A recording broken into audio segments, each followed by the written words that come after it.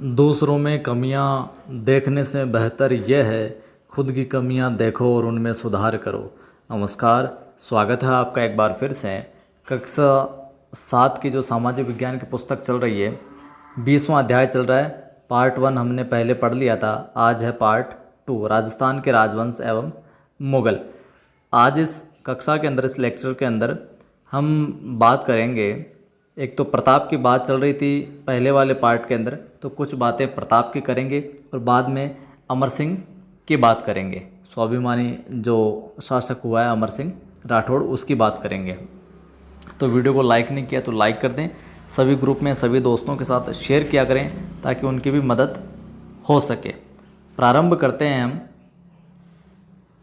कि प्रताप के काल में, प्रताप को एक जननायक के रूप में माना जाता है। तो प्रताप के काल में विशिष्ट चावंड चित्रकला शैली का विकास हुआ। यूँ तो कई बातें लिखी हुई है पुस्तक के अंदर, लेकिन हम वही चीज़ें बताएंगे आपको फैक्ट टू फैक्ट जहाँ से प्रश्न बन सकते हैं। तो प्रताप के काल में विशिष्ट चावंड चित्रकला शैली का विकास हुआ और विश्व वल्लभ जैसे कई संस्कृत ग्रंथ भी लिखे गए। आगे बढ़ते हैं।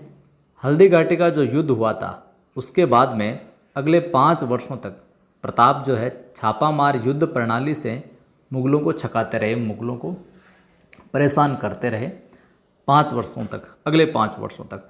अपनी क्लासेज जो है एक संवाद के रूप में, सहज रूप में आपको बताई जाती है ताकि अच्छे से मनोमस्तिष्क में बैठ जाए चीज़ें।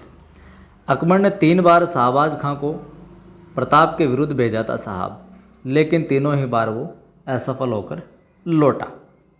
आगे बढ़ते हैं। ये प्रश्न पूछा गया है, अक्टूबर 1582 में प्रताप ने अपने सैनिकों के साथ में मुगलों के प्रमुख थाने, कौन सा, दिवेर, राजसमंद में है, इस पर आक्रमण किया। 1582 में किया।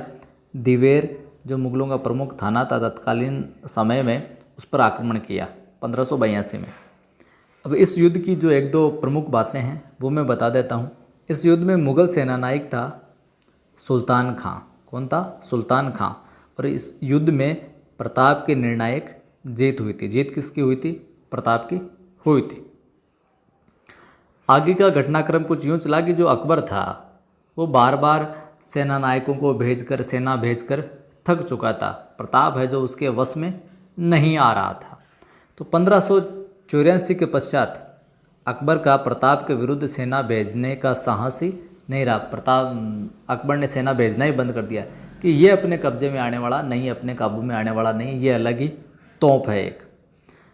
और 19 जनवरी, आखिरकार 19 जनवरी 1597 को 57 वर्ष की अवस्था में चावंड के अंदर, देखिए प्रश्न कितने छुपे हुए हैं इस एक लाइन में। 19 जनवरी 1597 को उम्र थी 57 वर्ष, और कहाँ पर?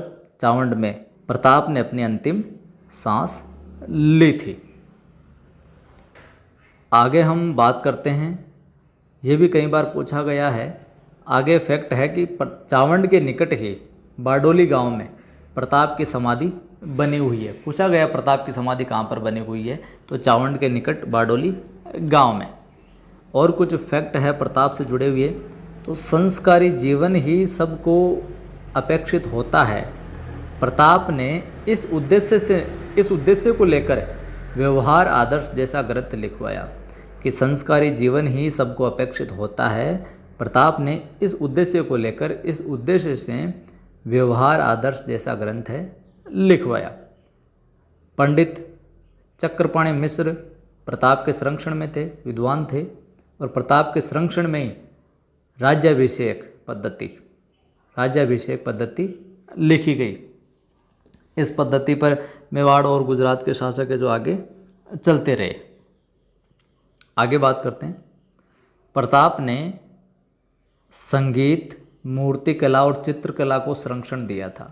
और अपने दरबार में, ध्यान रखिएगा यहाँ से प्रश्न बन सकता है, अपने दरबार में निसारदी जैसे चित्रकार से 6 राग और 36 रागनियों के ध्यान चित्र बनवाकर चावंड चित्र शैली को जन्म दिया। निसारदी जैसे चित्रकार से ये 6 राग और 36 रागनियों के ध्यान चित्र बनवाकर चावंड चित्र शैली को जन्म दिया था प्रताप ने।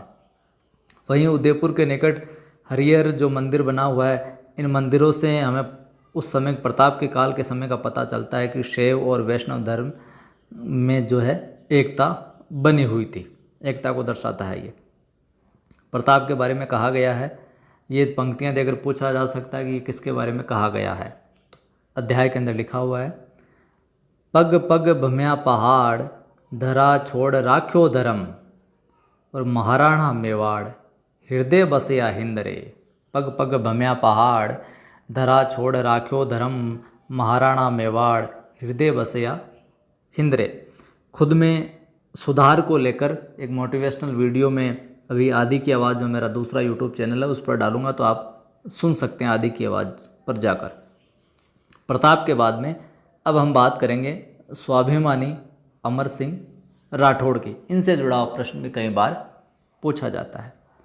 अमर सिंह एक ऐसा सपूत जिसने मुग़ल शासक शाहजहाँ को उसके दरबार में जाकर चुनौती दी थी साहब, आंखें लाल कर ली थी कि तुम्हारा गुलाम नहीं हूँ मैं यहाँ पर।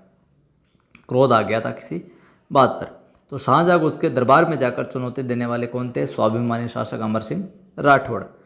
और अमर सिंह राठौड़ राजस्थान में शौर्य, स्वाभिमान एवं त्याग का प्रतीक माना जाता है।